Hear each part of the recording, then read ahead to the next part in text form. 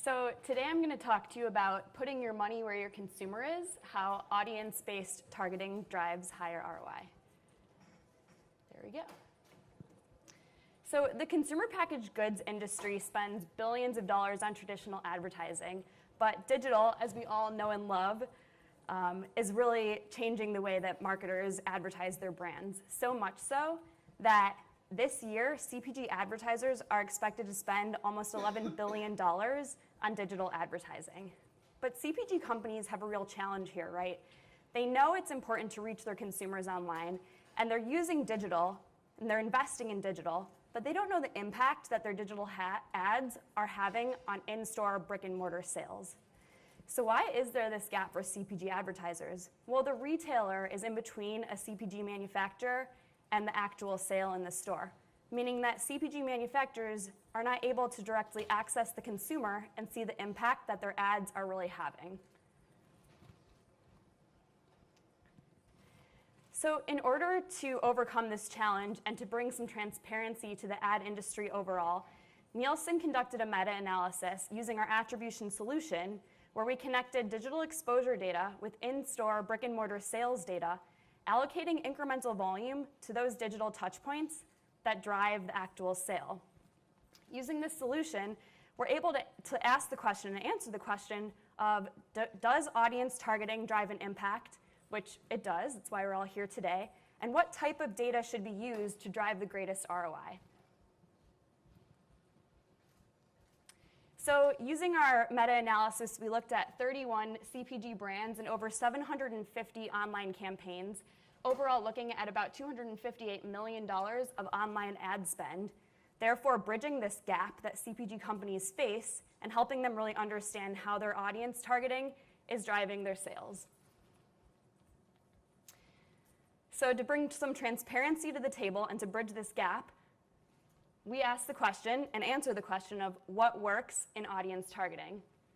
Number one, audience data type is a major driver of ROI. You need to go out there and get those high quality data sources to really drive your digital strategy. Number two, purchase-based data performs the best. I don't think this is a surprise to anybody, but it's really important to have high quality data that's based on verified actions if you want to have the greatest impact on your in-store sales. Number three, broad-based targeting achieves lower ROI. You need to know the goal of your campaign and the goal of every audience that you're going after when you determine what audience type to really use and what targeting type to leverage. And finally, centralized data outperforms silos. You need to focus on an advertiser-led, centralized data platform that leverages technology if you really want to have the biggest impact that you can have and drive those incremental purchases. So let's dive into each of these a little bit more deeply. And I think this is the big money slide here. As I mentioned, there's many data types and sources out there, and understanding your data types and sources is really key when you build your audiences for targeting. What Nielsen did in this meta-analysis is we looked at all of the different execution that advertisers activated and broke them into 9 targeting types, ranking them by ROI.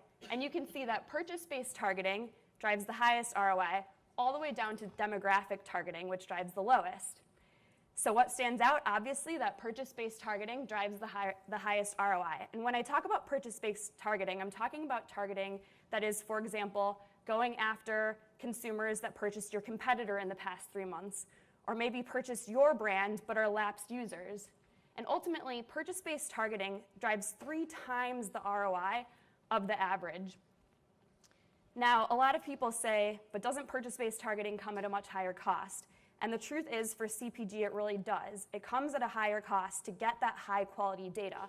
But what we've found is that the increased effectiveness that you get when you use purchase-based targeting offsets that higher cost, and you can drive tremendous returns. Purchase-based targeting is very different when we think about the CPG world versus a direct-to-consumer world. Because in the CPG world, this purchase-based targeting is not owned by the advertiser, right? You need to go out there and find those data sources that allow you to create audiences based on purchase-based targeting. And it does take time and energy and money to do it, but it's worth it. In the direct-to-consumer world, a lot of times purchase-based targeting is more what we would consider this first-party bucket here. That's also above our break-even point, also profitable in the short term. And so how CPG advertisers have to go after their audiences and collect that data is very different from the direct-to-consumer space. If we think about first-party data, though, in the CPG world, what we really are talking about is still action-based data, right? It's still based on data, on action-based data that we know that users and potential consumers took, such as going to your website and filling out a survey or downloading a coupon. You can use this action-based data to still drive very effective and efficient audiences and ultimately driving very high ROI for your brand. Another type of data targeting that is very successful in the CPG space is lookalike models. Lookalike models are a little bit different because they use that action-based data from oftentimes purchase-based audiences and first-party audiences to actually build other audiences that look just like those consumers that took action. It allows you to increase your scale and go after a whole set of consumers that you might not if you only use the data that you know people took action off of. Ultimately, this is an inferred data set. We can infer that due to the fact that these people look like those that took action, they would be good targets to go after to ultimately turn into incremental purchasers for your brand. Lookalike modeling is also an interesting place to be because the quality of your lookalike model is really dependent on the seed that you use to create your lookalike. If you build a lookalike model on a really high quality seed, like people that are loyal purchasers of your brand, oftentimes you'll see that the impact of the lookalike model in driving incremental short-term returns is much higher than a lower quality seed. The other thing that's great about lookalike modeling is that you can continuously update it over time. For example, if you build a lookalike model on people that download coupons from your website, you can use machine learning to continuously improve your lookalike model and make it that much better on an ongoing basis. We also have retargeting, which is above that break-even line. And when we think about retargeting, once again, it's based on an action that we know a person or a user took, such as actually going to your website or searching for a keyword online that's relevant to your brand or your category. And ultimately, if we think about those top 4 buckets there, what do they all have in common? They're all based on some sort of action that a person took that allows you to say, I know they're interested in my brand, or I can infer that they'd be interested in my brand or category based on what they did, based on what they told me about them. So let's take a look at these other buckets here that are below that break-even point. These tend to be more of your broad reach, broad-based targeting types, such as geographic, contextual, demographic. We don't know as much about these consumers, and they're not necessarily taking an action that allows us to say for sure they'd be interested in your brand. But what they allow us to do is really increase our reach and go after those consumers that we might not be able to talk to if we're just focusing on our action-based verified audiences. And ultimately, how do you decide which type of targeting to really use when you're creating a digital strategy? And their answer is, it really depends on the goal of your campaign and what each audience is supposed to be doing for you. And at the end of the day, most advertisers should be using a range of these targeting types, right? Using broad-based targeting to supplement your action-based audiences. Overall, there's a lot of data that goes in here, right? You need to look for data everywhere to really build a robust digital strategy. And I think this leads to the question of, how do I manage all of this data?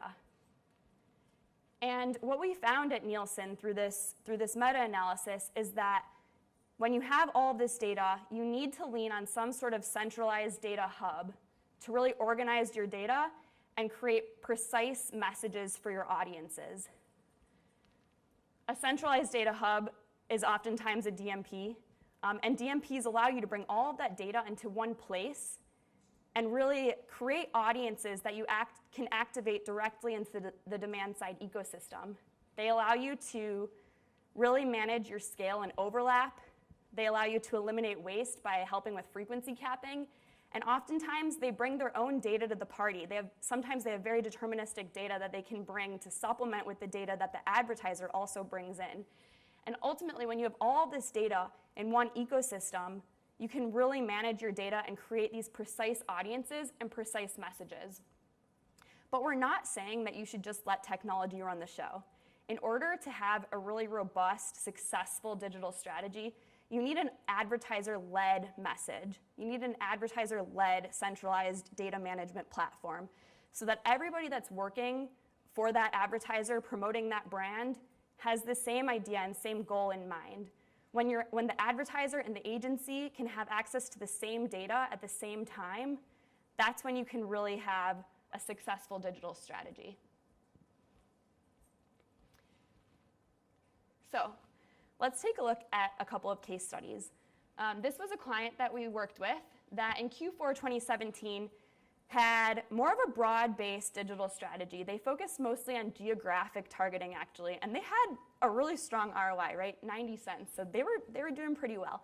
But they knew that they just didn't have an optimal digital strategy. They knew that they could do more. And so in Q1 2018, they started playing around in these other targeting types, started to dip into the purchase-based targeting, retargeting, through a test and learn strategy that they executed throughout Q1 into Q2 2018. And by starting to play around in these other targeting types and using this other audience data, they were able to get their ROI all the way up to $2. So this is a huge improvement from what they saw in Q4 2017. And what it really comes back to is that they had a test and learn mentality. In the digital space, you can be agile and you can make quick decisions. And so it's important to be able to have the mentality of test and learns, go out there, try new data sources, go after new audiences, and hope that you hit the ones that really can be great for your brand and ultimately get you to that $2 ROI.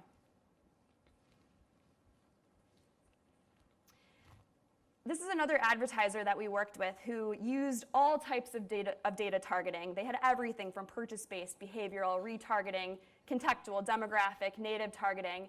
And we're just looking at two of the targeting types that they used, behavioral and purchase-based targeting on this slide. And what this really shows us is that the results aren't quite as black and white as they may have seemed when we looked at that bar chart that just had the ROI ranking across targeting types, right?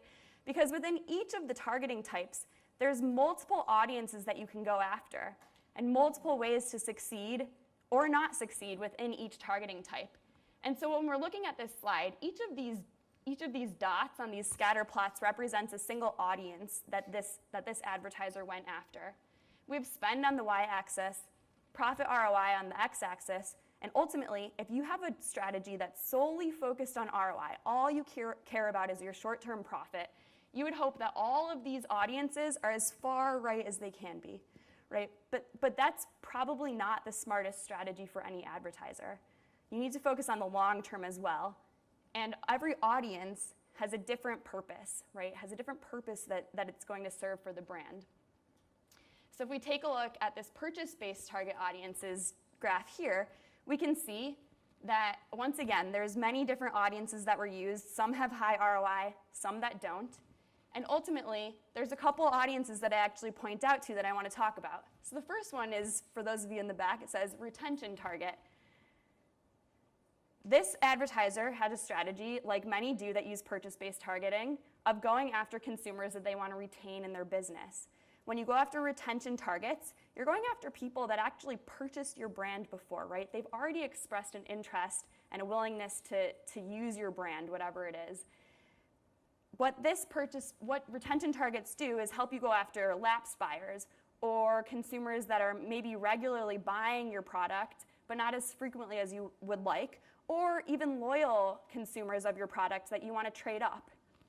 And ultimately, when we think about retention targets, these are people that are already interested in your brand, right? So we would expect a higher ROI for this type of targeting. On the flip side of that, we have acquisition targets, going after new users, people who haven't purchased your brand or maybe even your category in the past. But based on your strategy, they're people that you think should be purchasing your brand or your category, right? And oftentimes when you go after these acquisition targets, you need to put in more time, money, and energy to really bring them into your brand or category. And you might not expect that high ROI that you do of a retention target in the short term. But ultimately, bringing these people into your brand or category is going to give you a whole lot more in terms of lifetime value. And so when you're defining success for each audience that you create, you need to make sure that success matches the audience that you're going after. This advertiser also had a very robust test and learn strategy, and you can see I pointed to a couple on the bottom.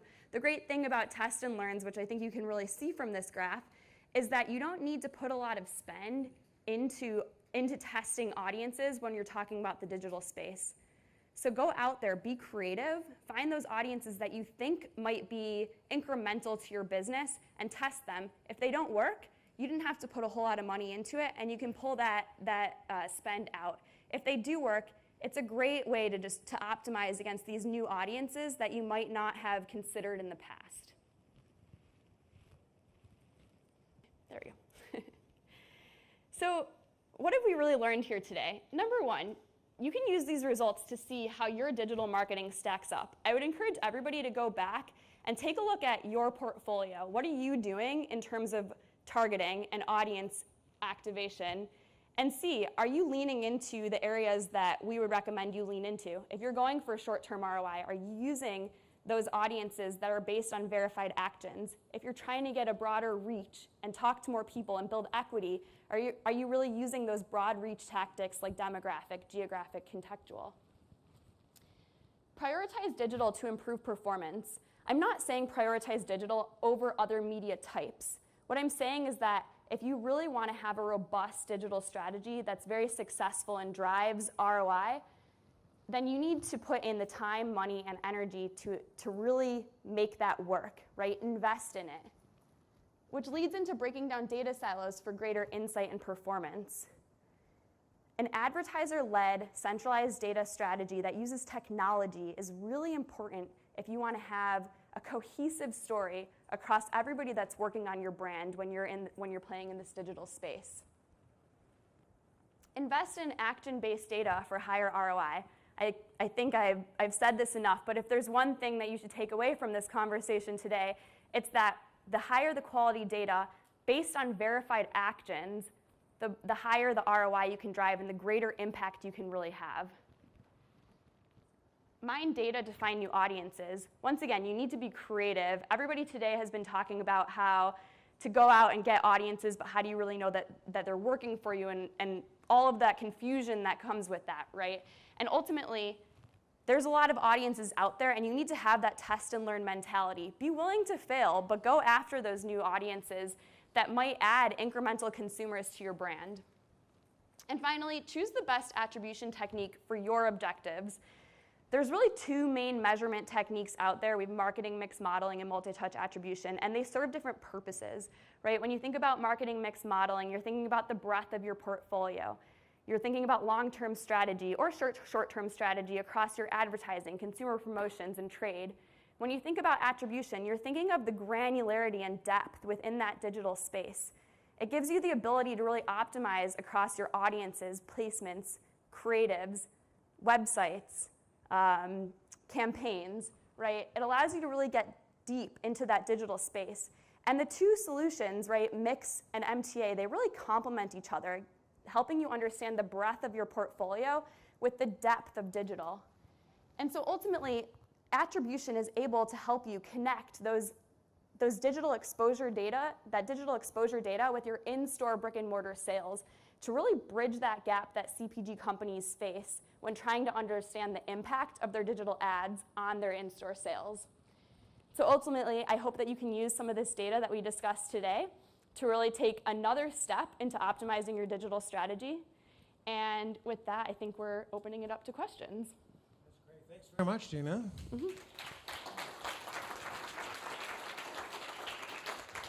Okay, does anybody have any questions for Dina? Eric. No. Thanks. That was a very interesting presentation. I'm curious on so surprised that I guess if you're likely to buy a Coke, you might buy a Coke in the future. So when thinking about how you guys calculated ROI, did you account for the fact that folks who exhibited a purchase in the past might buy the product anyway without advertising? Yes, definitely. That's really important in being able to actually tell you what an ROI is on an audience. So, for example, consumers who buy Coke in the past, if you actually have an audience going after those people to maybe get them to buy a little bit more or get them to try a new Coke product, it's really important to understand essentially what they would have bought without being exposed to that ad. And that's really the key for our attribution solution, is understanding what people would buy without being exposed to that ad that we're testing. And so yes, we control for all of that in this analysis. Great, thanks. There's another question right across the row. Rob, right here. Hi. We have some clients that are interested in trying to marry the worlds of kind of the attitudinal segmentation along with obviously a lot of the action-based stuff. In the meta-analysis, did you have any instances where clients are already starting to do some of that, and especially like through the lookalike targeting and doing some of the seed audience type work to see how they might be comparing or how maybe the combination of those two might? Yeah, so when you say attitudinal, you mean like expressing interest or like preference, that sort of thing? Yeah, it could be some of that. It could be, a lot of times they do these kind of like bigger audience segmentations to kind of understand more of kind of the attitudes behind why they're buying and, some of those types of motivations and things. Yeah, definitely. That's kind of sprinkled in depending on the exact study that was used to create those segmentations. It gets sprinkled in throughout some of these targeting types that we had. I can flip back to that slide. A lot of times it might end up in behavioral or first party, but it really depends on the particular audience. And one of the great things about an analysis like this, this is a really rolled up view of what we're talking about. And within each of these buckets, there's probably, 1,000, 2,000, 3,000 audiences that make them up, which are all individually, we can tell you what impact they really had on the brand that they belong to. So ultimately, something like that might get scattered across some of these targeting buckets, but if we were working directly with a brand or directly with an advertiser, we would be able to zero in on those particular audiences and help you understand really what those audiences are doing for your business. Since you're on this slide, I wanted to ask you, you didn't talk much about behavioral online targeting, but why do you think that falls well below break even? You mentioned contextual-related and demographic, but if you wouldn't mind talking a little about behavioral online targeting. Yeah, so for us in this sense, behavioral it can be a very large bucket, right? There's a lot of stuff that falls into behavioral. In this analysis, most of what falls into behavioral is based on people's website traffic and their behavior as they navigate the online ecosystem. So it's a little bit different from some of our purchase-based lookalike retargeting, first-party targeting, where we're basing it on actions that we know interact specifically with that brand. So in that case, behavioral online targeting covered visits to not necessarily endemic sites. Exactly, yep. Is there another question over here? Yeah, thanks for addressing the issue about the cost when it comes to purchase-based targeting. And with CPG marketing, it's always tough to kind of maintain your low CPMs and then also look at getting a high ROI. Have you guys accounted for any CPM factors in here when you say it's 3 times the ROI?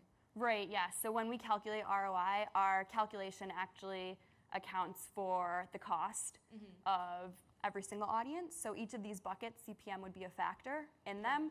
And that's why these results are so significant, I think, because when you think about the higher cost that purchase-based data can come at, it's that much more effective, right? It's driving that much more volume, that the incremental volume that you get from purchase-based targeting offsets that higher CPM. And my other question was about when you talk about the actions that we could take, and you're looking at interest-based behavior, especially on websites when you're looking at say certain call to action, attributes that you would account for.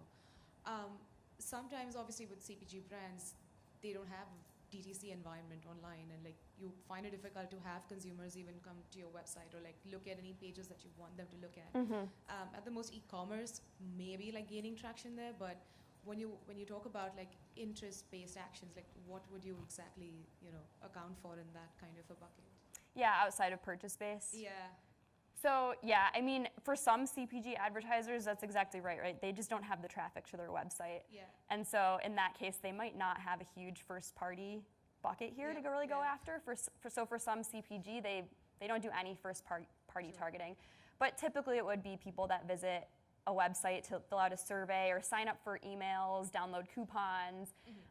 Those types of actions, especially coupons in the CPG space, I think that happens pretty regularly, digital coupons. So, but you're right, sometimes for CPG manufacturers, that first party bucket isn't that robust. Yeah. Thank you. Yep. Question over on this side? I can just yell. So We would like to record you, that's why we. hi. So this is all CPG, which is great. Right. Have you got a view where you still have a data-rich environment like automotive or something? How this chart might look different if you had a longer consideration cycle category? Yeah, so that's a great question, and I think I'd definitely love to talk to you after this to get more into the weeds on that one. But I think the biggest thing that we'll see that's very different is what I kind of mentioned when I was talking, that purchase-based targeting ends up being much more in that first-party bucket. And how you create audiences tends to be very different. So we've also seen that lookalike modeling doesn't necessarily perform as well for non-CPG. So it is a whole different world when we're talking about non-CPG brands, direct to consumer, or making bigger one-time purchases. How you would target consumers that are looking for yachts is going to be very different than consumers that want to buy toilet paper. Right, so yes, so things look different when we're not talking about CPG, which is why this is really focused on that industry, because these results are industry specific. Any other questions? Actually, we do have time for one more. This gentleman here. So you started out the presentation saying that broad-based targeting achieves lower ROI. So as a general rule, if there was a CPG brand focused exclusively on demographic targeting, would that rule still hold true? Yeah, unfortunately it would. But I think that there's some things that would come into play there, right? With demographic targeting, you're probably reaching a lot of people. So you might have more of an equity-focused message, be looking more for a long-term impact than those short-term incremental purchases that some of the action-based targeting methods would use. I think also when you're talking about these broad-based targeting techniques, it's even more important to have ad verification, know that you're reaching the consumer that you are trying to reach, make sure that they can view it. So all of those things come much more into play when you don't know as much about the people that you're going after. Okay. Well, I want to thank you very much, Tina, for being Yeah, thank you.